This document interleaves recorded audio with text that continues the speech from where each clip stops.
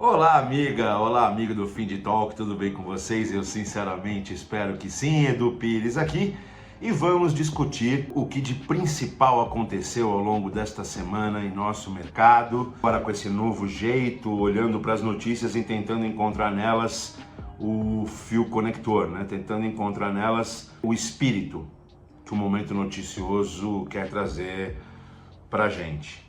Nesta semana a gente teve um monte de notícias, diferente da semana passada, onde a maioria das notícias eram mais alvissareiras, eram mais felizes. A gente teve um monte de notícias, a princípio preocupantes, ou que ligam alguns sinais de alerta. Na segunda-feira, a notícia que me chamou a atenção é a escassez de vagas assombra o mercado de tecnologia. Notícia do Olhar Digital, pela Laís Ventura, ou Laís Ventura. Desde o início de 23, desapareceram mais de 130 mil vagas em desenvolvimento de software.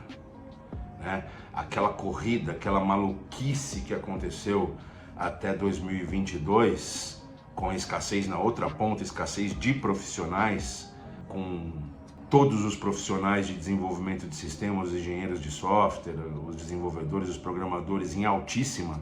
Isso se transformou ao longo de 2023 e agora 2024, e na verdade o que existe agora é uma escassez de vaga. Um monte de postos de trabalho foram descontinuados em virtude até daquilo que a gente falou a semana passada, da retomada das empresas com relação às suas estratégias e não só mais a corrida desenfreada pelo growth, pelo crescimento a qualquer custo, né? As empresas retomando a sua inteligência estratégica no sentido sim de crescimento, mas crescimento com substância, crescimento com resultado.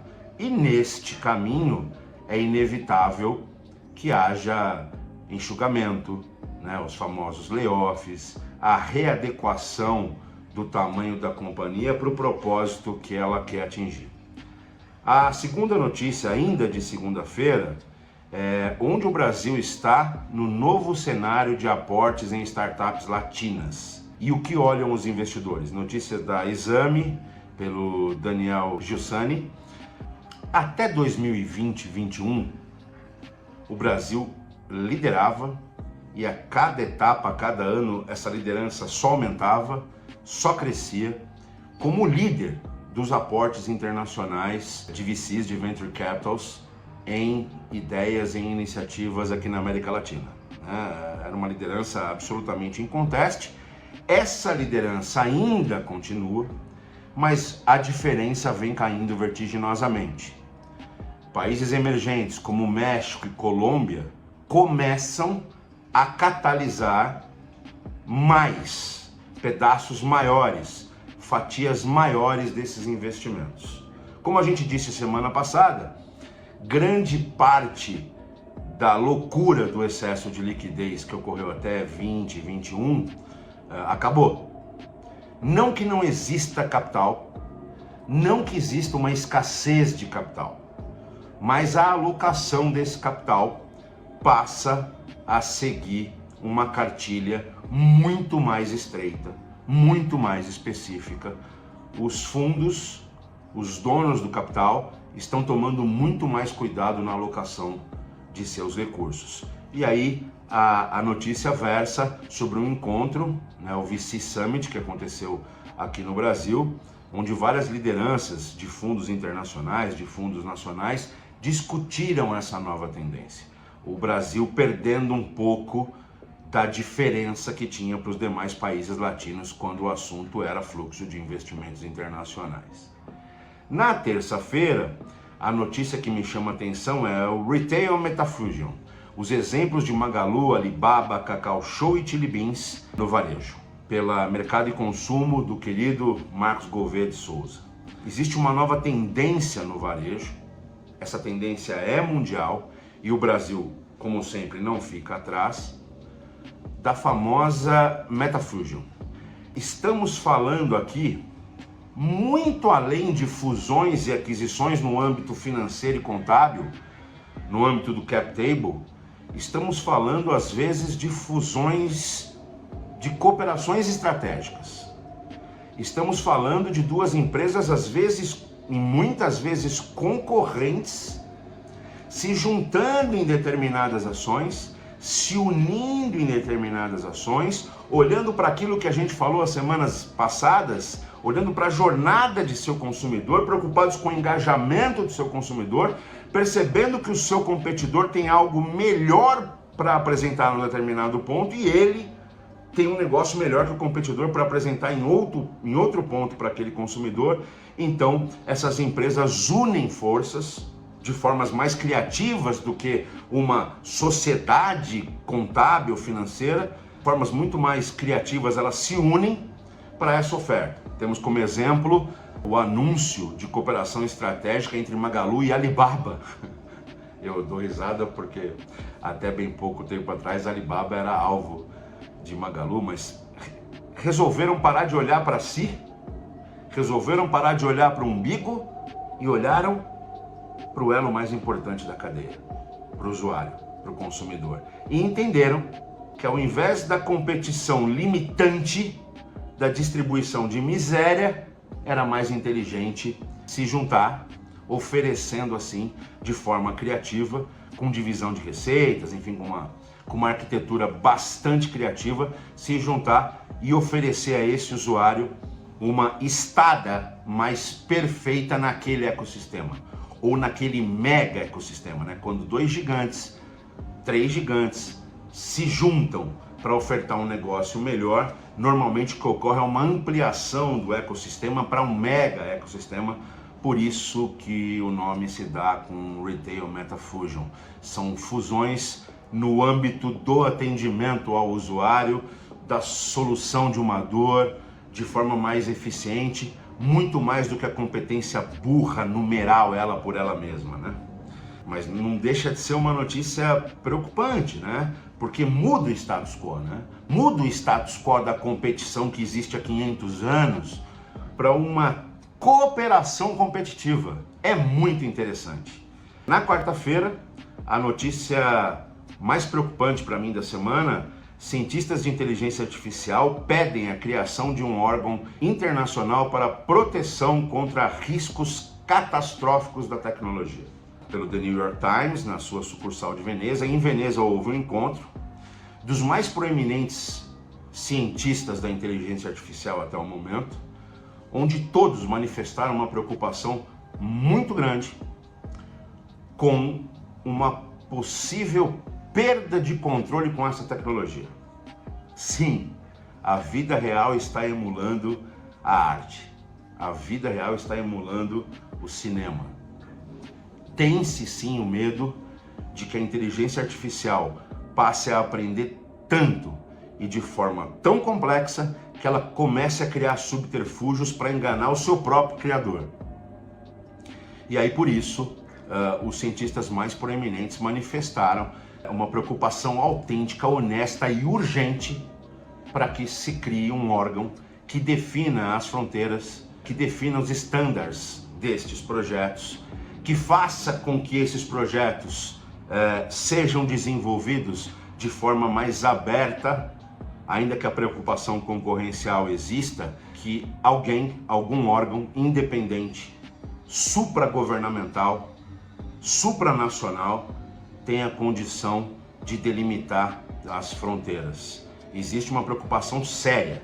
Se vocês acessarem a notícia do New York Times, tem no nosso Morning Talks do Lincoln da quarta-feira, ali tem o link para vocês acessarem a notícia, vocês vão perceber que não é uma ação irresponsável de gente contra o desenvolvimento. Não, são os principais cientistas da tecnologia manifestando uma preocupação real. Na quinta-feira e hoje, o assunto que está super em voga é que os Estados Unidos, através do seu Departamento de Justiça, inicia um processo contra o que ele chama de monopólio do débito da bandeira Visa. A Visa domina mais de 70% do mercado de débito. Ela teve há alguns anos a proposta de aquisição de uma empresa de tecnologia negada pelo antitrust americano, e a partir daí acenderam-se algumas luzes amarelas na estrutura de competitividade americana, E eles concluíram, após investigação com centenas e centenas de varejistas, de usuários, de players do mercado, eles alegam que a Visa pratica atitudes anticoncorrenciais e vai se iniciar um mega processo nesse sentido. Lembrando que a Mastercard, alguns anos atrás, já foi obrigada a fazer um acordo com o Departamento de Justiça e talvez seja o caminho que a Visa siga. Vamos ficar de olho nos próximos capítulos. Essa notícia é do Brasil Journal, pelo Giuliano Guandalini. Brasil Journal, um grande canal de notícias, muito interessante, um portal muito interessante que eu convido vocês a acompanharem ou acompanhar através aqui do nosso Morning Talks. A gente sempre traz as boas matérias desse hub, desse canal do Brasil Journal. Notícias não tão alvissareiras, né? Não tão leves, notícias um pouco mais densas. Mas você sabe que, refletindo um pouco sobre elas, eu falei, poxa, semana passada eu estava tão otimista, né? Eu estava tão otimista para a retomada da gestão, efetivamente, da estratégia pelos empreendedores, depois da corrida desenfreada pelo capital, e agora essa semana eu tenho que achar um caminho comum para notícias tão mais densas, e aí me vem uma luz. Elas são densas, sim, mas elas não são desastrosas, muito pelo contrário. Elas complementam aquele espírito das notícias da semana passada. Eu acho que o caminho do meio nessas notícias todas, o fio condutor, é o que eu chamo de freio de arrumação. Isso é uma coisa bem legal da vida, né? Dos mercados, da vida, de tudo. Vira e mexe, a vida, os mercados, a nossa empresa, a nossa posição, os nossos líderes nos concedem um freio de arrumação. Para os mais novos, freio de arrumação era uma coisa que os motoristas de ônibus no passado, quando eles eram mais sádicos, quando eles estavam muito tensos com esse trânsito maluco das capitais brasileiras, e os passageiros se juntavam no fundo do ônibus, e ficava todo mundo junto ali no fundo do ônibus, com espaço livre na parte da frente do ônibus. De vez em quando o motorista dava uma freada mais brusca para permitir uma distribuição melhor, forçada e melhor dos passageiros dentro do ônibus. Isso tornava a viagem a partir dali mais tranquila.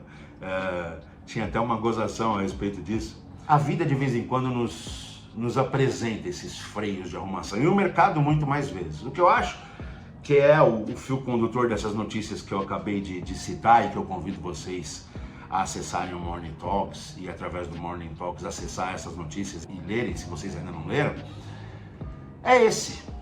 Eu acho que o mercado, depois da corrida desenfreada pelo capital, da doideira, do capital fácil, né, da fluência de dinheiro aos borbotões, o mercado agora nos propõe freios de arrumação. E eu acho que essas notícias que eu acabei de dar, elas são freios de arrumação para um momento de novo mais promissor. Né?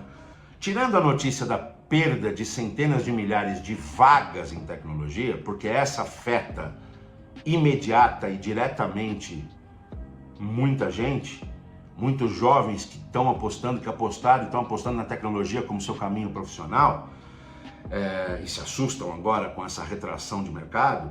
Apesar disso, eu creio de verdade que trata-se desse freio de arrumação, das empresas parando, retomando a sua análise criativa sobre a sua estratégia, sobre o seu propósito, sobre o caminho que quer trilhar, e a partir dali eu não tenho dúvida que haverá crescimento de novo.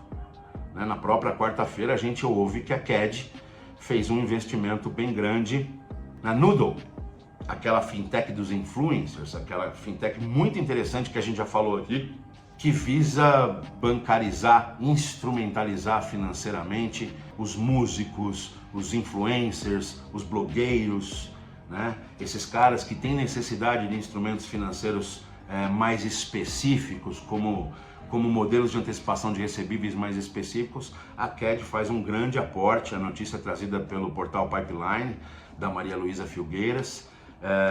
Então tem notícias alvissareiras também, mas a tônica dessa semana foram essas notícias de o mercado ensejando cuidados imediatos em vários pontos, né? No ponto concorrencial, com a questão da Visa, no ponto da preocupação dos cientistas com essa maravilha que é a inteligência comercial. Eu não estou aqui, eu não sou arauto da desgraça. O Luiz, nosso sócio aqui no Tratalks e que ajuda o Lincoln na sessão sobre tecnologia que a gente faz no Morning Talks, o nosso especialista em tecnologia, também já explicou muito sobre isso, mas como ela tem um potencial transformacional, a inteligência artificial, talvez o maior potencial transformacional das tecnologias digitais até aqui, e como ela tende ao descontrole, precisa se tomar cuidado. Então eu fico feliz de, antes da catástrofe, as instituições, as empresas, os governos estarem olhando e tomando decisões para as coisas. Óbvio que a liderança da Visa não está feliz nesse momento, as ações caíram 4% no primeiro dia do anúncio, deve estar uma tensão grande lá dentro com essa questão, que é uma questão muito séria, mas é uma questão que visa uma reacomodação, um reequilíbrio do mercado. Então, o que eu queria discorrer nessa sexta-feira é sobre esse tema, né? Será que não está na hora de você propor um freio de arrumação na sua vida, na sua empresa, na sua gerência, na sua diretoria, no seu empreendimento? Será que você não se acostumou com a tocada do busão apertado e não olhou para ali, onde tem um espaço, onde tem mais arejamento, onde tem uma nova perspectiva? Ou se você olhou, será que você teve força para levar os demais para esse olhar, para essa nova perspectiva? Às vezes não dá para ser só no amorzinho. Às vezes precisa de uma tomada de ação mais brusca. Às vezes precisa do tal freio de arrumação para redistribuir as forças dentro do ambiente. Porque o busão segue lá, o ônibus segue andando. Problema de verdade é quando o ônibus desaparece. O mercado não desapareceu. O mercado segue pujante, segue crescendo. Com o advento das novas tecnologias, advém as novas usabilidades.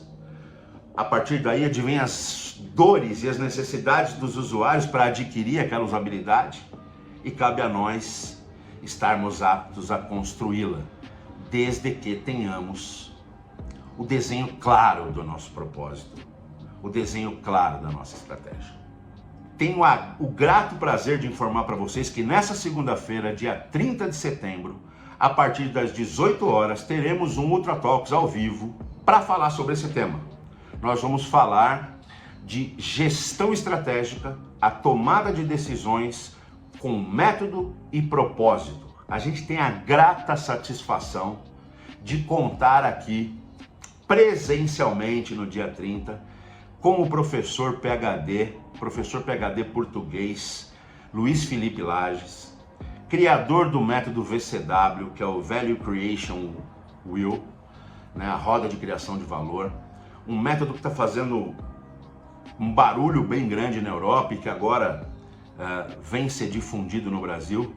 Nós vamos estar com esse professor magnífico, professor da nova School of Business and Economics em Portugal e professor visitante de Stanford, MIT, um grande cara da gestão, estará conosco e eu convido vocês a acessarem o nosso canal do YouTube. Na segunda-feira às 18 horas estaremos numa mesa fantástica com o meu amigo, meu sócio Lincoln Rocha, com o meu amigo, meu sócio Luiz Carlos e eu mediando essa turma fantástica, juntamente com o professor PhD Luiz Felipe Lages. Conto com a audiência de vocês, link aqui na descrição.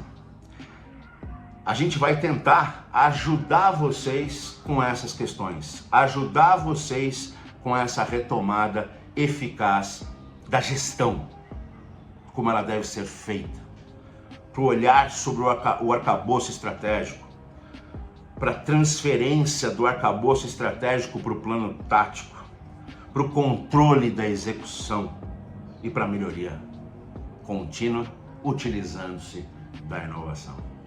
É isso, gente. Freio de arrumação. Um grande Beijo a vocês e um excelente final de semana.